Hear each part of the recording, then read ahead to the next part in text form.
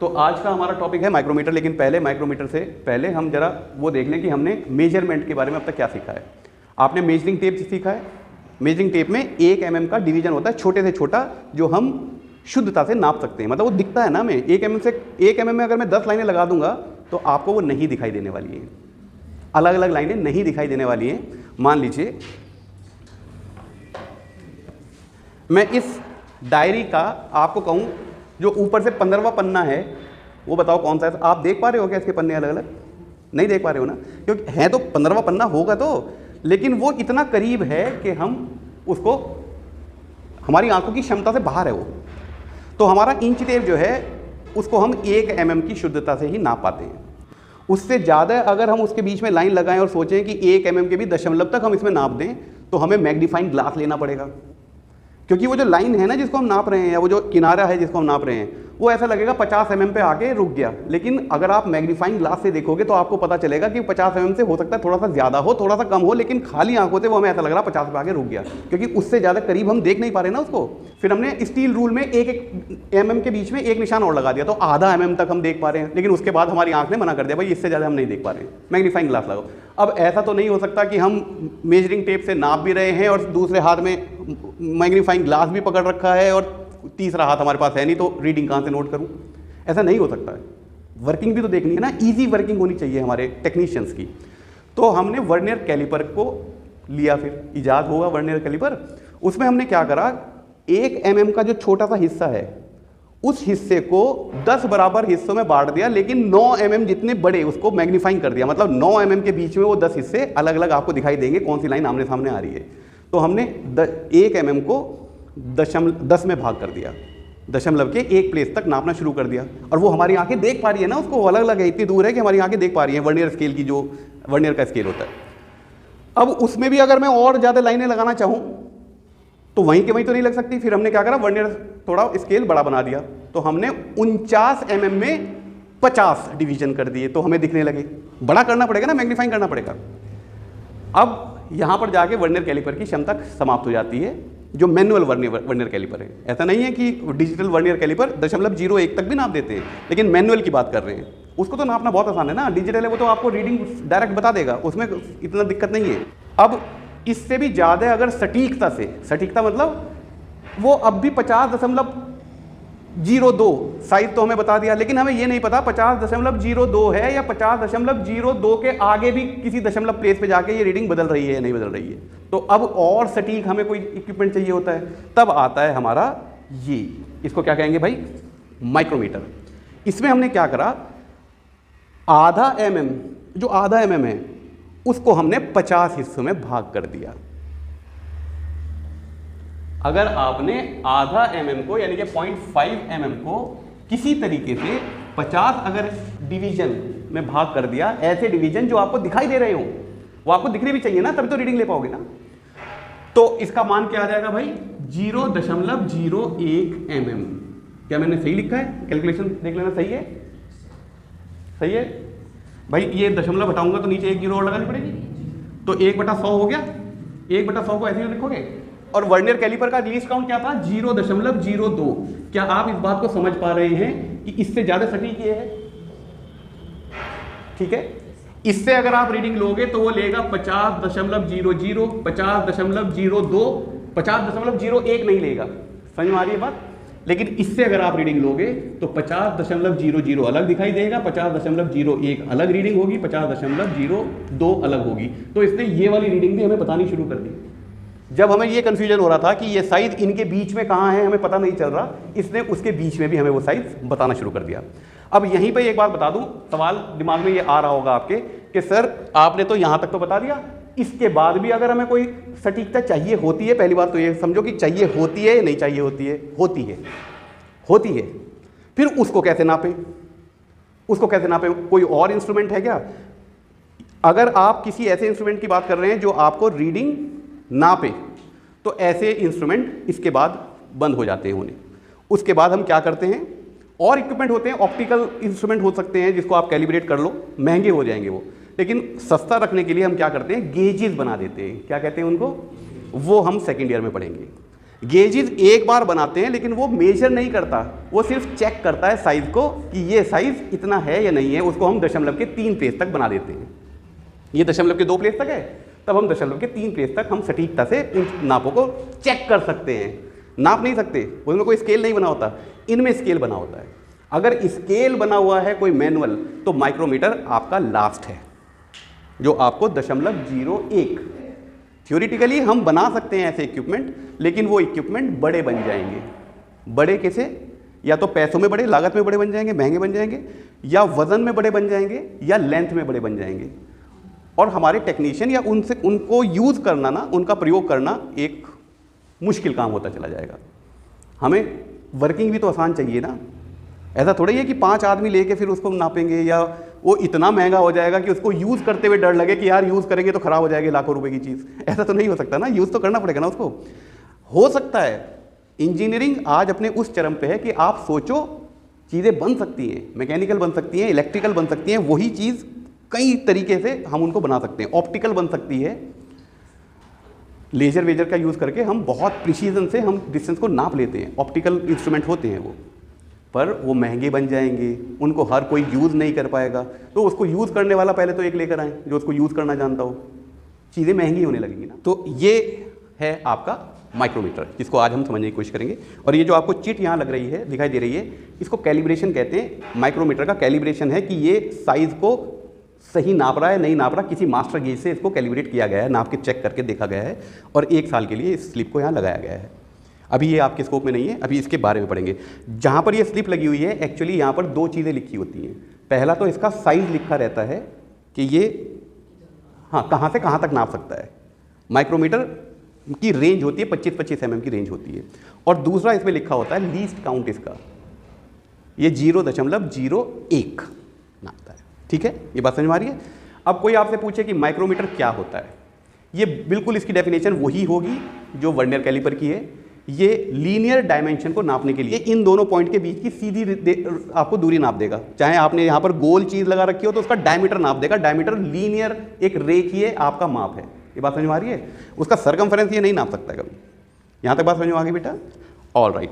ये एक linear dimension को नापने का इंस्ट्रूमेंट है जो साइज को बहुत प्रिसाइज नाप देता है, प्रिसाइज और एक्यूरेटली नाप देता है। मतलब उसको दशमलव के 2 प्लेस तक, 0.01 तक हम किसी साइज को सटीकता से और शुद्धता से नाप सकते हैं। प्रिसीजन मेजरिंग इक्विपमेंट, जिसको हिंदी में सूक्ष्म मापी यंत्र कहेंगे, ये वो है। और ये क्या नापेगा? ये लीनियर डायमेंशन नापेगा, मतलब एक सीधी रेखा की 2 बिंदुओं के बीच की सीधी रेखा आपको दे देगा। भाई इसमें कौन कौन से पार्ट को क्या क्या कहा जाता है, तो इसकी एक डायग्राम बना दो।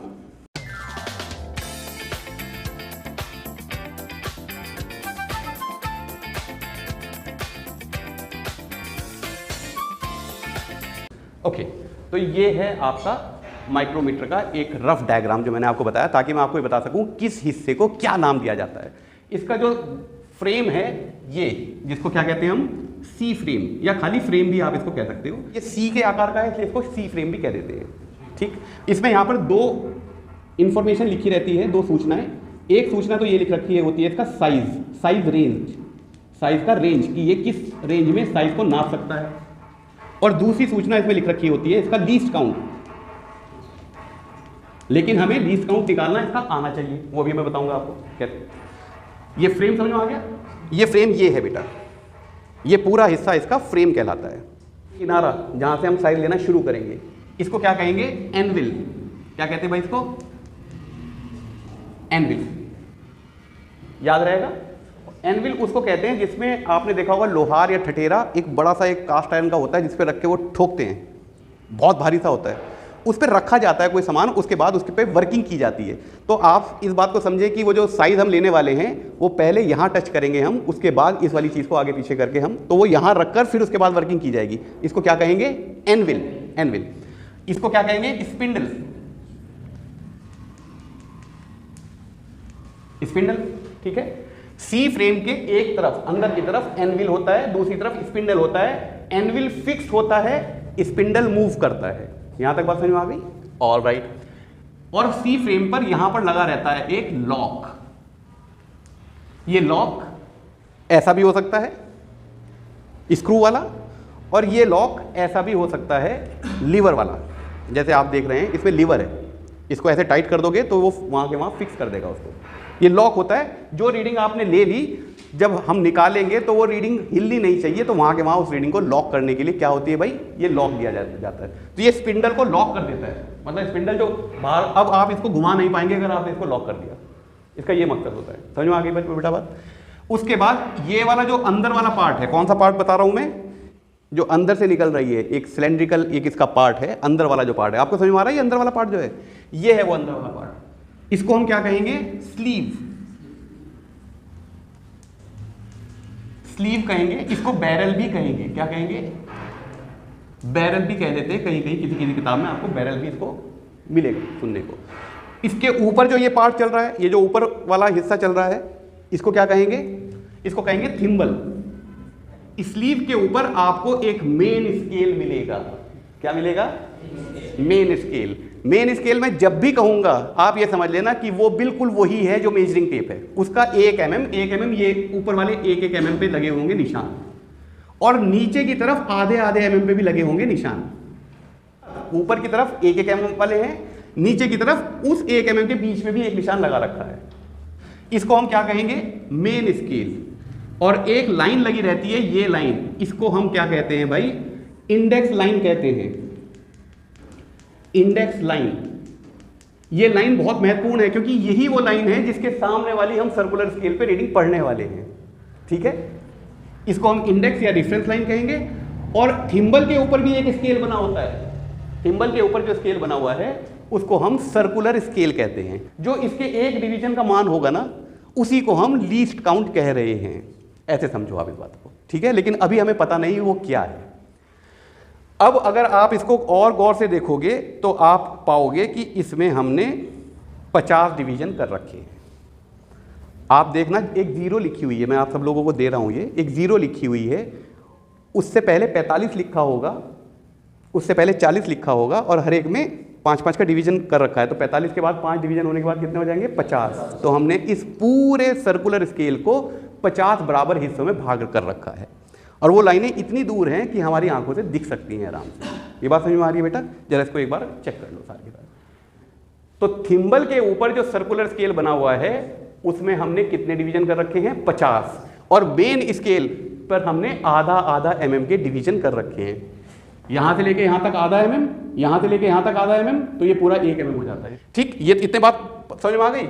इसके पीछे यहां पर या कहीं यहां पर हम क्या कर देते हैं, नर्लिंग कर देते हैं। इसको क्या कहते हैं, नर्ल्ड पोर्शन। स्पेलिंग जरा चेक कर लेना, नर्लिंग की स्पेलिंग, नर्लिंग हुई होती है। नर्लिंग कुछ नहीं है, एक टूल से, नर्लिंग टूल होता है, उससे हम ग्रिप, हाथ की ग्रिप बन जाए इसलिए हम उसमें निशान मार देते हैं, नर्लिंग कर देते हैं। ठीक है, और आखिर में जो बहुत इंपॉर्टेंट है, इसको हम क्या कहेंगे, रैचेट।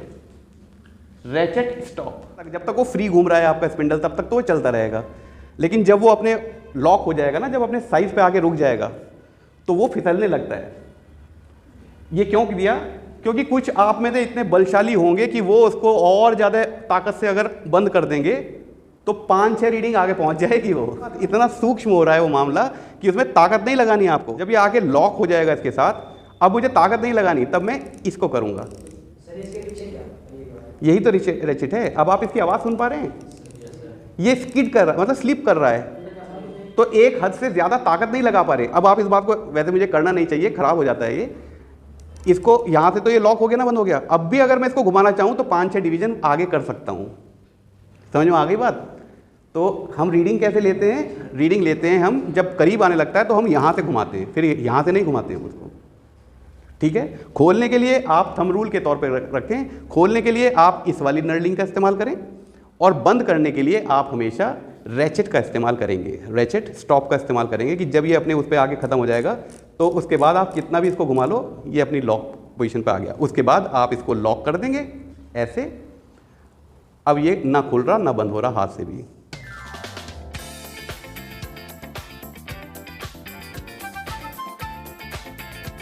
किसी को कोई कंफ्यूजन हो तो पूछें। अब बात कर लेते हैं इसके साइजेस की, ये किस किस साइज में मिलता है, मतलब इसकी स्पेसिफिकेशन क्या होती है। माइक्रोमीटर जो है कभी भी आपको 25 mm की रेंज में मिलेगा, यानी कि 0 से 25 mm को के बीच में नापने वाला माइक्रोमीटर आपको मिल जाएगा। ठीक है, इसका भी लीस्ट काउंट 0.01 होगा, मतलब ये इस रेंज के अंदर 0.01 इस स्टेप्स में आपको साइज नाप देगा। ये है आपका ये रहा छोटू।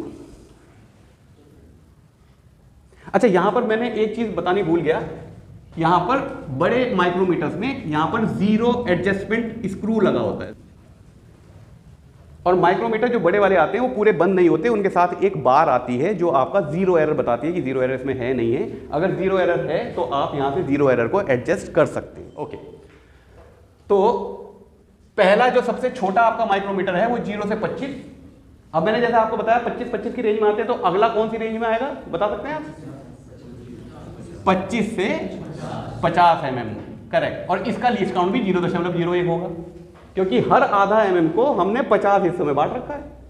अगर हम इसको 100 हिस्सों में बांट कर देते तो लीस्ट काउंट कम हो जाता, लेकिन आप समझेंगे इसको 100 हिस्सों में अगर यहीं कहीं भागूंगा तो वो दिखाई नहीं देंगी, बहुत करीब हो जाएंगी लाइनें।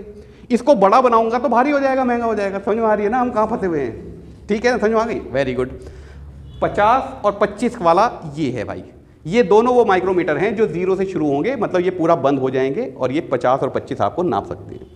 पर इससे बड़े वाले, इससे बड़ा कौन सा साइज आएगा? 50 से 75 mm, इस रेंज में नापेगा। इसका भी लीस्ट काउंट 0.01 होगा। अब प्रॉब्लम ये है कि अगर 3 इंच मुझे चलाना, यानी 75 mm मुझे चलाना पड़ गया, तो पहले तो उसको बंद को खोलना बहुत मुश्किल, क्योंकि एक पूरे चक्कर में, भी बता रहा हूं इसका प्रिंसिपल क्या है, एक पूरे चक्कर में ये आधा mm पीछे हटता है, 2 चक्कर में 1 mm पीछे हटेगा, तो आधा दिन तो लग जाएगा मुझे तो खोलने बंद करने में ही। हमें तो जल्दी जल्दी भी तो काम करना होता ना। तो फिर हमने अगला जो रेंज बनाया वो है ये आपका 50 से 75 mm नापेगा। ये पूरा बंद नहीं होगा, ये जहां पर इसकी 0 के साथ मैच हो जाएगी, तो उस समय जितना खुला हुआ है वो 50 mm खुला हुआ है। अब 50 mm से अगले 25 mm आप इसके बीच में नाप सकते हैं। 75 से 100 वाला ये है, ऐसे से ये बड़े होते चले जाते हैं। ठीक है, चौथा वाला क्या है? 75 से 100। तुम जानबूझ के ऐसी बात करते हो? ठीक है, बढ़िया है, 100 है भाई, ऑलराइट। और इससे बड़ा 100 से 125। अब जैसा ये हमारे पास है, इसके ऊपर क्या लिखा हुआ है भाई?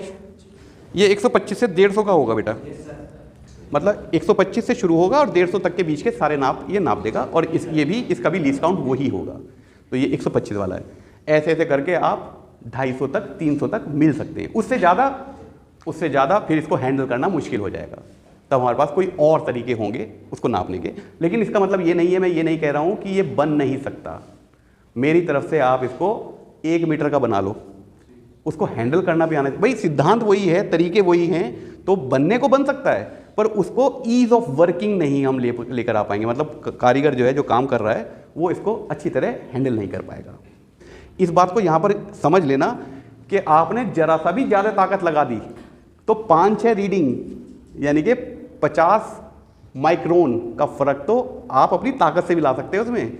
ये बहुत हैंडल विद केयर, बहुत प्यार से यूज़ करने वाले इंस्ट्रूमेंट होते हैं। इनके साथ बदतमीजी नहीं करनी होती है। महंगे भी बहुत होते हैं, ख़राब भी बहुत जल्दी हो जाएंगे। इनके अंदर एक स्क्रू ही तो है, अगर आपने ज़्यादा उसको टाइट कर दिया तो स्क्रू मुड़ जाएगा ना। वो बहुत बहुत बारीक स्क्रू है, हालांकि हमने उसको हार्ड एंड स्टील का बनाया हुआ है, लेकिन फिर भी इसका मतलब ये थोड़ी है आप उसमें हथौड़ी चलाना शुरू कर दो कि इसका कुछ नहीं बिगड़ेगा। जब शुरू करते हैं हम रीडिंग लेना, तो किसी भी इंस्ट्रूमेंट का 0 एरर हम हमेशा चेक करते हैं। जब आखिर में मैं बताऊंगा, इस लेक्चर के सेकंड हिस्से में बताऊंगा कि इसकी रीडिंग कैसे लेते हैं, इसमें भी आखिर में से 0 एरर हमें घटानी पड़ेगी। पॉजिटिव होगी तो घट जाएगी, नेगेटिव 0 एरर होगी तो ऐड हो जाएगी। वो हम वर्नियर कैलिपर में देख चुके हैं इस बात को। तो शुरू करने से पहले हम इसका 0 एरर इस रॉड से चेक करेंगे, क्योंकि इसकी 0 इस पे तो आगे मिल नहीं रही ना। अब हमने इसकी 0 इससे मिला दी, पर ये कैसे पता चले कि ये जो खुला हुआ है ये 125 पूरा खुला हुआ है नहीं खुला हुआ है? ये है 125 mm की रॉड।